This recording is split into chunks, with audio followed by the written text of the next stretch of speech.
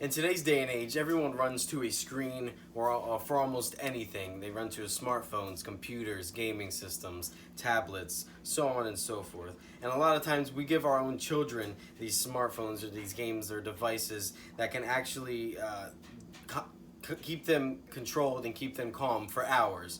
But in this time, I don't know if we honestly realize the danger or the damage that can actually be caused through this screen time. Statistically speaking, about 98% of all homes contain smartphones or computers or anything like a tablet that has that screen that will cause this damage. Kids who actually spend more than 7 hours a day on screens, and example of phones, tablets, computers, are at greater risk of actually forming a form of brain damage.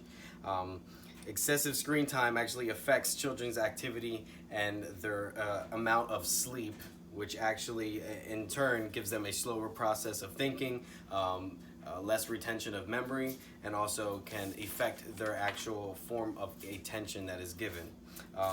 For an example, two-dimensional skills are actually lacking when this increase of screen time is given. So to give you an example, if I give a child a phone to play with an app that has building blocks, and then I go ahead and I put actual physical 3D blocks in front of them, they kind of restart. It's kind of like not knowing what to do because they are so used to forming and building on the app that they're not sure exactly how to construct or build with the inanimate object in front of them, if that makes sense for you. So bringing these skills are actually used with the app and being used with the actual Lego blocks. It's harder. It's a harder task for the child who is focused on this app. To put it in more perspective, I have a video here for you to watch. American homes with children now have an electronic mobile device. And on average, kids 8 and under spend more than 2 hours a day looking at a screen. Is that too much? Or could there actually be developmental benefits to screen time? This is Your Brain On, where we explore how the world affects our brains and ourselves. Young brains need a lot of external stimuli to develop, particularly from birth to age 3, what's known as the critical period. It's during this time that children's neurons are making connections for fundamental skills such as vision, hearing, and language. But these needs are based on centuries of human evolution, which used to have nothing to do with screens. Consider a child watching a video instead of listening to parents read a book. It's a far different experience for the brain. Rather than kids learning to focus and imagine the story, the device presents everything to them, so certain cognitive systems become underdeveloped. And when children spend too much time in front of a screen rather than interacting with people, they can have stunted development of the frontal lobe, part of the brain that decodes social interactions. It can become more difficult to develop empathy or learn social cues like facial expressions. What's more, the stimuli from a screen can be a lot. Colors, sounds, stories, all at a super fast pace. That can be sensory overload, releasing stress hormones such as cortisol. It can also overactivate the brain's reward systems, like the addictive hormone dopamine, getting kids used to immediate gratification they wouldn't get in the real world.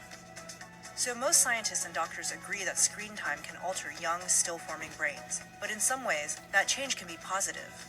Take the results of one recent study that exposed young mice 6 hours daily to audiovisual stimuli similar to those found in a video game. After 10 days, the mice showed signs of hyperactivity, impaired learning, and risk-taking. But the mice also stayed calm in an environment that usually would have stressed them out. Some scientists now argue screen time can help prepare a child's brain for our increasingly fast-paced, high-stimulus world. So, screen time isn't always bad, and it isn't all created equal either. An educational letter-matching game isn't the same as a violent movie. As with many things, the key is moderation, limiting daily screen time and making sure the child can function in all of modern life, not only with screens, but in the real world too.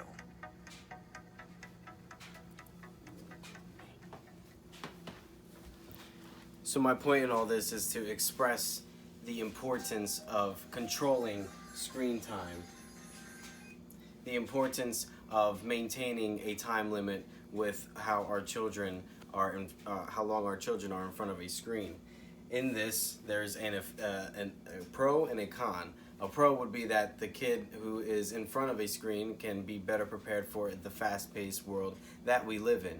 But on the contrary, the con would be that these kids are more prone to brain damage or effectiveness in their functions in our society. There's physical and mental consequences to this, from sticking a screen in front of a child for many hours at a time, which is why we should moderate this.